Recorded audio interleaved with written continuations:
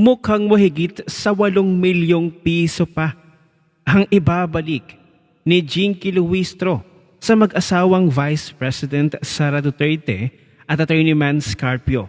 Matatandaan natin na may utang pa di umano itong si Jinky Luistro sa mag-asawang Duterte. At sa malamang madadagdagan pa ito ng mahigit 8 years din na pagkakakulong dahil nga sa kanilang violation sa bank secrecy law, data privacy at iba pang kaso. Isa na nga dyan sa nagpapatunay at talagang sasabit si Jinky Luistro ay ang mga ginawang aksyon ni Antonio Trillanes doon sa committee hearing sa mini trial sa Kongreso kasama ang AMLAC na kung saan in-expose at isinapubliko nila ang bank records ng mag-asawang Vice President Sara at Attorney Mans Carpio. Ayon pa sa post ni Jay Sonza, mukhang hindi lang 8 million pesos ang babayaran ni Batangas 2nd District Representative Jervil Luistro kina Vice President Sara Duterte at Attorney Mans Carpio. Malamang madadagdagan pa ito ng mahigit sa 8 years in jail dahil sa violation ng bank secrecy, data privacy at iba pang kaso dahil sa Trillanes, AMLAC unlawful acts sa mini trial sa House Committee on Justice na pinamumunuan at pinangasiwaan ni Madam Chararat. Chararat, ano natawa ko sa Chararat? Well, tandaan natin, ang committee is not immune to suit if they have violated certain law. They are answerable and they will have to go to prison. Hindi ligtas dito. Sina Ridon, sina Luistro at ang iba pa niyang kasama. Wala silang immunity dito. Kasi tandaan natin, tanging court lamang o dapat mayroong court order.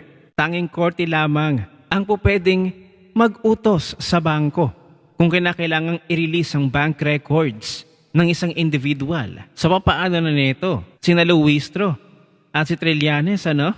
Well, ngayon, malakas ang loob nila kasi kaalyado nila ang kasalukuyang administrasyon.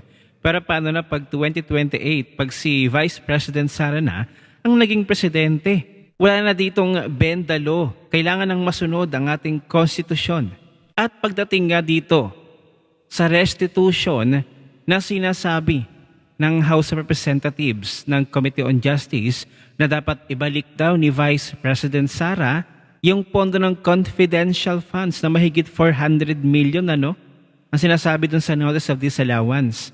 Pero itong si Attorney Michael Powa, abay wala pa rin palang natatanggap mula sa COA patungkol nga sa Notice of Disallowance na ito. Maging si Vice President Sara nga hindi pa na-serve ng copy ng Notice of Disallowance na ito. Pero bakit inanunsyo agad ng Kamara na ibalik ng OVP ang pondo ng confidential funds? Gayong maging ang COA hindi rin nag-issue sa Office of the Vice President ng Notice of Disallowance. At kung pag-uusapan naman natin ng patungkol sa restitutions, ay ayon nyo kay Attorney Michael Powa ay hindi pa napapanahon para pag-usapan ito. Oo nga't nag-decide na ang commission proper pero wala pang kopya ang Office of the Vice President maging ang counsel niya. At hindi pa nga ito final dahil nga may mga remedies pa na po pwedeng gawin ng officials ng OVP. At ang Notice of Disallowance nga na ito ay appealable pa sa Korte Suprema. At kung ano ang magiging desisyon ng Supreme Court ay doon lamang magiging final o final ang usapin sa Notice of Disallowance. So hindi pa napapanahon ang restitution na sinasabi ng Committee on Justice. Para sa buong detalye, panoorin natin ang video na ito. Hindi pa po panahon para pag-usapan ang restitution because hindi pa po final yung decision. I think they're referring to the decision of the commission proper. I'll be very candid. Nandun ako sa hearing na yun di ba? Kung napapansin nyo, sumisilip nga ako sa phone ni Attorney Camora. No. Kasi nagulat ako, the Office of the Vice President or the persons that are accountable allegedly doon sa ND, hindi pa sila naservan ng copy nung ND bago in-announce yung decision na yun. Hindi pa sila naservan ng copy nung ND bago in-announce yung decision na yun. In fact, hanggang ngayon, wala pa rin kaming natatanggap Ang natatanggap pa lang namin ay syempre yung galing sa House na binibigay nila sa amin. Pero yung mismong from COA itself, and I keep on checking with the accountable officer's name in that decision, kung nakuha na nila or kami bilang councils, wala pa rin kami natatanggap actually. Now, ngayon, pagdating sa restitution, hindi pa po panahon para pag-usapan ang restitution because hindi pa po final yung decision na yan. Let me clarify that. After a decision is rendered by the commission proper that is adverse, in this case, to the accountable officers of the OVP, meron pa pong 30-day period within which we can file an MR or we can, or actually, upon denial of the MR or motion for reconsideration, we will go up to the Supreme Court based on Rule 64 of the Rules of Court. At yan po ay nasa COA rules mismo. Yun pala So we just wanted to clarify para lang klaro tayo lahat dito. The commission proper has decided, yes, wala pa kaming kopya. And secondly, hindi pa po final yan dahil may remedies pa po ang mga officials ng OVP. Again, motion for reconsideration within 30 days.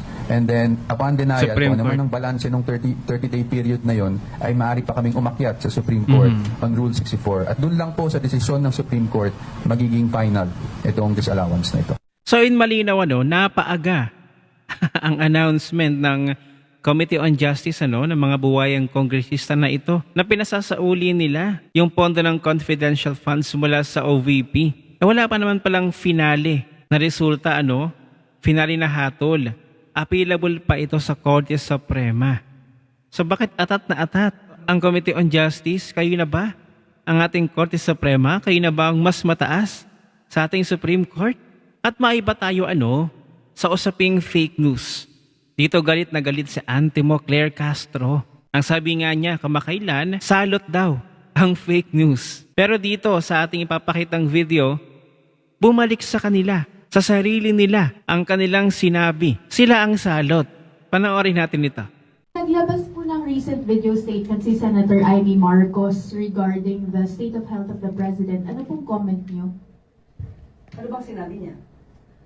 Sinabi niya, hindi sila nakikita, di ba? Right? So ano alam niya? So fake news siya. Huwag niya naintindihin yung mga fake news ngayon. Ay. Ang intindihin po natin Taray. kung ano po ang nire-report ng mainstream media at kung ano po ang nakikita niyo mismo sa Pangulo kapag kayo po ay sumasama sa event ng Pangulo. Yun na lang po ang mas importante. Huwag na po natin palawakin ang mga fake news peddlers. Hindi po natin sila kailangan dito sa ating lipunan. Salot sila. Salamat. Ay, iba din. Salot sila. Salot ang fake news. So yun na nga, paano ba bumalik sa kanila yung salitang fake news? At sino ba talaga ang totoong fake news? Hindi ba't kamakailan lang ang ibinalita ni BBM? Eto, ang sabi niya, nahuli na si Zaldico. He is now detained in Prague after crossing into the Czech Republic without proper documentation and is currently in the custody of Czech authorities. We are in close coordination with the Czech government to ensure that all legal processes are followed and to arrange for his return to the Philippines at the soonest possible time. We will keep the public informed as developments unfold. So yun ang balita, Yun yung pabibo agad na binalita ni Mr. President. Pero ang katotohanan ay hindi naman daw pala na-aresto itong si Zaldico. Paano na yung narrative ninyo? Auntie Claire, sino ang totoong fake news? Sayang lang sayang yung confidential intelligence funds ng Office of the President. Abay, bilyon-bilyon, di ba? Tapos ganito lang ang makakalap niyang impormasyon na fake news pa siya. Na kung sino man yung nautusan niya. Ito yung depensa ni Auntie Claire, ang sabi niya. Hindi nang gagaling sa Pangulo ang salitang aresto. Ang sabi ng Pangulo ay nasa kustodiya ng Czech Republic si Zaldico dahil sa kakulangan sa proper documentation. Nahuli si Zaldico due to immigration concerns. Naku po, Auntie Claire, nakita mo ba yung post ni Mr. President sa kanya maramang Facebook account? Na naka-highlight nahuli na si Zaldico. Sa Auntie Claire talaga, malilimutin na. Palpak din naman talaga ang intelligence funds ng Office of the President. Sayang, bilyong-bilyong piso ang ibabahagi sa iyo ng Intel. Fake news pa. Nakakatawa, At ang tanong, Sino ang tunay na fake news? Abay, ishare mo na ang video na ito. Mag-iwan ng comment at like yan sa ibaba at magkita-kita ulit tayo sa susunod na video.